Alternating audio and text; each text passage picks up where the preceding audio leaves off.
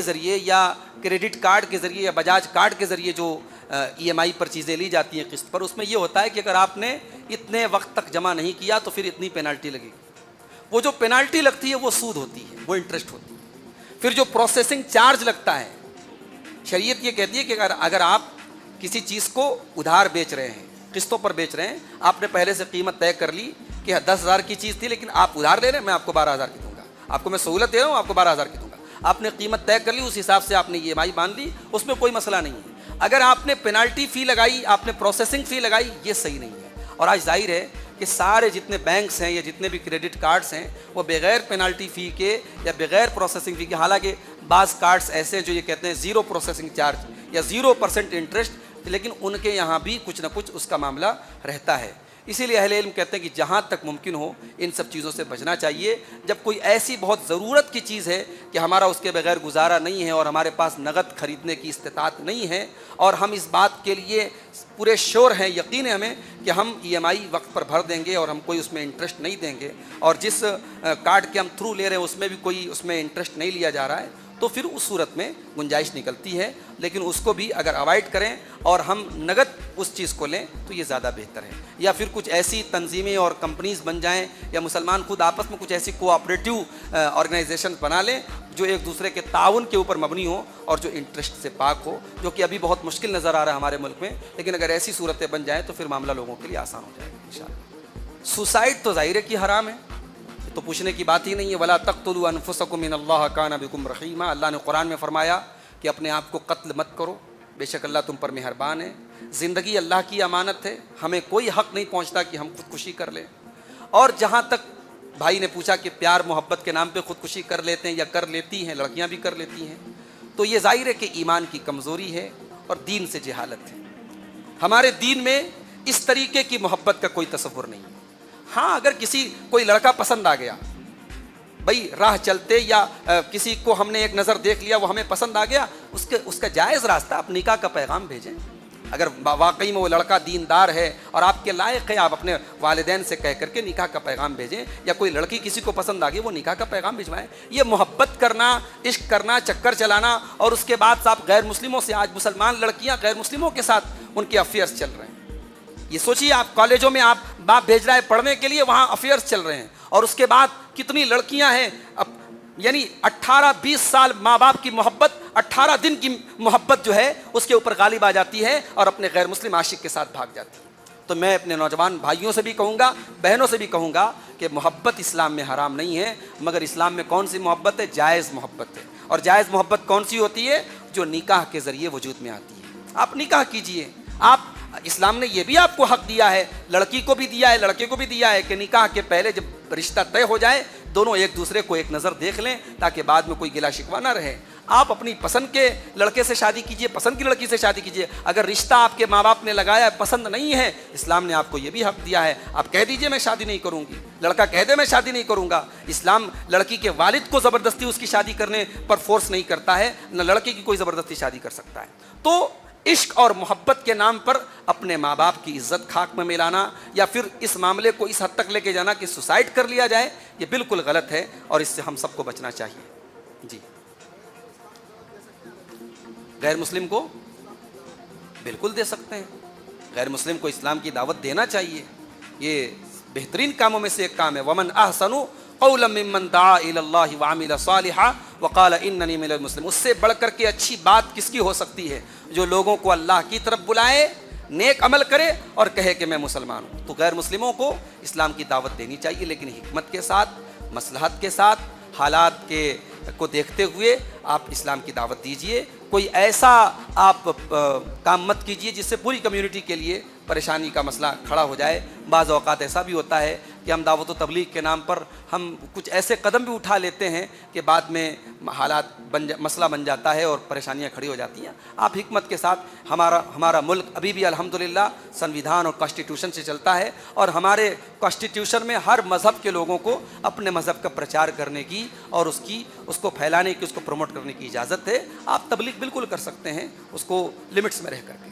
جی، اب یہ مولانا صاحب بتا رہے کہ یہاں کچھ بنجارے لوگ رہتے ہیں جن کا آدھا مطلب جو ہے وہ آدھا ان کے اندر اسلام رہتا ہے اور آدھا پھر وہ کفر کی طرف رہتے ہیں. تو ظاہر ہے اب ایسے لوگوں سے تو یہی کہا جائے گا ادخلوا فی السلم کافہ، اسلام کے اندر پورے کے پورے داخل ہو جاؤ. اب چاہے وہ بنجارہ ہو، چاہے وہ اپنے آپ کو سید کہے، خان کہے، کچھ بھی کہے، اصل چیز یہ ہے کہ اگر آپ مسلمان اپنے آپ کو کہتے ہیں تو اسلام پورا کا پورا آپ کے اوپر لاگو ہوتا ہے. آپ صرف جو ہے جمعہ کے دن مسجد میں نماز پڑھنے چلے آئے، پھر آپ ناچ گانا بھی کر رہے ہیں، شراب بھی پی رہے ہیں، زنا بھی کر رہے ہیں، ایسا نہیں ہونا چاہیے. یہ یہودیوں کا طریقہ ہے، یہ اہل کتاب کا طریقہ ہے. افتؤمنون ببعض الکتاب وتکفرون ببعض، کہ وہ اللہ کی کتاب کے بعض حصے پر ایمان رکھتے ہیں، بعض کا انکار کرتے ہیں. اسلام ایک مکمل لائف اسٹائل کا نام ہے. جہاں تک ممکن ہو ہم اسلام کے مکمل نظام حیات کو اپنائیں. باقی جو کمی اور کوتاہی ہوگی اللہ اس کو معاف کرے گا، لیکن آدھے اسلام میں رہیں اور آدھے اسلام کے باہر رہیں، یہ تو ایک طریقے سے انسان کو جو ہے کفر تک لے کے جانے والی چیز ہے. اگر انسان اپنے آپ کو مسلمان بھی کہتا ہے اور شرک بھی کر رہا ہے، کفر بھی کر رہا ہے، ایسی حرکتیں بھی کر رہا ہے جو اسلام سے نکالنے والی ہیں، اور اسی حال میں وہ مر گیا، تو پھر تو اس انسان کی آخرت برباد ہو جائے گی، وہ تو جہنم میں چلا جائے گا. اگر غیر مسلم اپنے مندر میں اور عیسائی جو ہے وہ اپنے چرچ میں دعوت دیتے ہیں، تو دیکھیے سب سے بڑی بات یہ ہوتی ہے کہ وہ دعوت کس چیز کی ہے. ایک یہ ہوتا ہے کہ کسی کی شادی ہے لیکن مندر سے ہو رہی ہے. کسی کرسچن کی شادی عام طور سے چرچ میں ہی ہوتی ہے، تو شادی کے موقع پر اس نے دعوت دی، تو شادی کی دعوت تو اپنے آپ میں جائز ہے. لیکن اگر وہ دعوت کسی مذہبی چیز کی ہے، کسی تہوار کی ہے، اور ظاہر ہے کہ غیر مسلموں کے تہوار جو ہوتے ہیں وہ شرکیہ اعمال پر مشتمل ہوتے ہیں، اس کے اندر وہ کچھ نہ کچھ شرکیہ عمل کرتے ہیں، تو ان کے شرکیہ تہوار کی دعوت میں جانا گویا ان کو سپورٹ کرنا ہے. اس لیے ان کی جو عمومی دعوت ہے، بچہ پیدا ہوا، خوشی کا موقع تو اس نے دعوت دے دی، نیا مکان خریدا اس نے دعوت دے دی آپ کو، شادی اس کے یہاں ہوئی دعوت دے دی، تو جو دعوت اپنے آپ میں بذات خود جائز ہے اس دعوت میں آپ شامل ہوئیے. جو دعوت اسلام کے اندر حرام ہے اس دعوت میں آپ نہیں جائیں گے. جیسے سوگ کی دعوت، مرنے کے بعد جو دعوت ہوتی ہے اس دعوت میں، جیسے ہمارے غیر مسلم بھائیوں کیا 13 دن کے بعد تہراویں ہوتی ہے، 13 دن کے بعد مرنے کے بعد تہراویں ہوتی ہے، اس میں سارے رشتہ داروں کو بلا کے کھانا کھلاتے ہیں. تو اگر وہ دعوت ہے تو آپ اس میں ٹھیک ہے، پڑوسی ہے، آپ کا رشتہ دار ہے، آپ جائیے، اس کو تھوڑا تسلی دے دیجیے، تھوڑا شرکت کر لیجیے، کھانا مت کھائیے.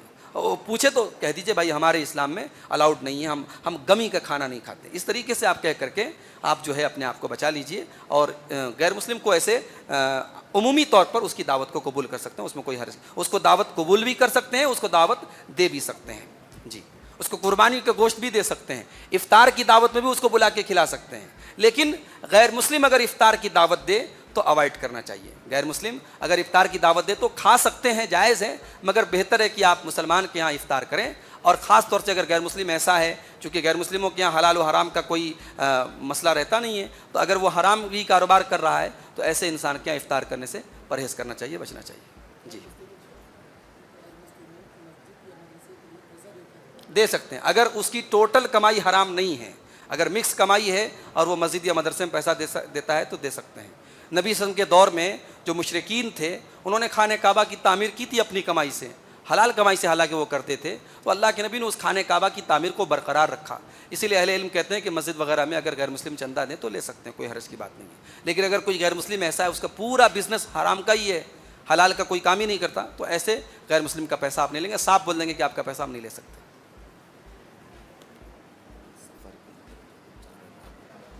بھائی نے یہ سوال کیا ہے کہ اگر مان لیجئے کہ کہیں پر کوئی امام ہے، وہ نماز پڑھا رہا ہے، اب ان کے کوئی استاذ آ گئے، کوئی ساتھی آ گئے جو مسافر ہیں، تو اب اس مسافر کو کیا ہم نماز پڑھانے کے لیے آگے بڑھا سکتے ہیں؟ اور پھر وہ مسافر نماز پڑھائے گا تو پھر وہ پوری نماز پڑھائے گا یا قصر کرے گا؟ تو دیکھیے مسافر کے لیے بہتر اور افضل یہی ہے کہ وہ قصر کرے گا. خود نماز پڑھے گا تب بھی قصر کرے گا، پڑھائے گا تب بھی قصر کرے گا. تو بالکل اس کو آپ امام بنا سکتے ہیں، اور وہ نماز پڑھائے تو قصر کر کے پڑھائے، یہ زیادہ بہتر ہے. اگر وہ پوری بھی پڑھا دیتا ہے تو کوئی مسئلہ نہیں ہے، بہتر یہ ہے کہ وہ قصر کر کے پڑھائے. اور اگر ویسے جہاں کا جو امام ہے وہ زیادہ حقدار ہے، اگر وہ خود چاہے تو خود پڑھائے، اگر وہ کسی کو مناسب سمجھتا ہے، کوئی مسافر آیا اس کو امامت کے لیے آگے بڑھا دیتا ہے تو ایسا کوئی ایشو نہیں ہے، کوئی مسئلہ نہیں ہے، اس کو بھی امامت دی جا سکتی ہے. گلے میں چین وغیرہ پہننا جائز ہے یا نہیں؟ مرد کو سونے کی چین تو نہیں پہننا چاہیے، باقی اگر کسی اور چیز کی ہے جیسے اسٹیل وغیرہ کی آتی ہے یا لوہے وغیرہ کی ہے تو پہن سکتے ہیں، پیتل کی پہن سکتے ہیں. سونے کی نہیں پہننا چاہیے، چاندی کی نہیں پہننا چاہیے. چاندی کی انگوٹھی پہن سکتے ہیں، چین وغیرہ چاندی کی نہیں پہننا چاہیے. جی اسٹنٹ کے لیے, فیشن کے لیے. اچھا, ہیرو کو آئیڈل بنانے کے کیا پہنتے ہیں؟ سونے کی. اچھا, اب فیشن کے لیے جو پہنتے ہیں تو بھائی ان سے میں یہی کہنا چاہوں گا کہ آپ ماشاءاللہ داڑھی رکھ لیجئے, وہ بہت بڑا فیشن خود ہی ہے. اللہ کو جو فیشن پسند ہے وہ فیشن اپنائیے. کیا یہ ناچنے گانے والوں کے چکر میں مت پڑیے, ہے نا. اور یہ سب چین پہننا اور نیکلیس پہننا, ہار پہننا, کنگن پہننا, یہ عورتوں کے لیے اچھا لگتا ہے, مردوں کو ان سب چیزوں کی ضرورت نہیں ہے. زیادہ سے زیادہ آپ چاندی کی انگوٹھی پہن لیجیے جو اللہ کے نبی پہنتے تھے. فیشن کے طور پر اگر آپ یہ سب چیزیں پہن رہے ہیں تو یہ مناسب نہیں ہے. جی,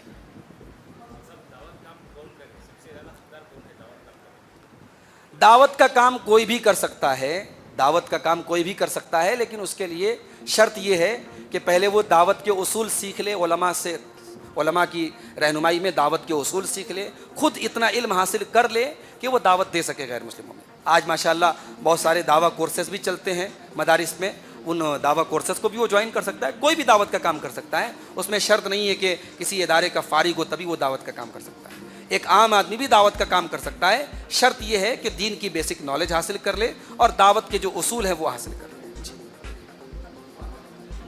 دعا کرنے کا طریقہ, دعا کرنے کا طریقہ دیکھیے, دعا کرنے کے طریقے میں بہت ساری چیزیں شامل ہیں.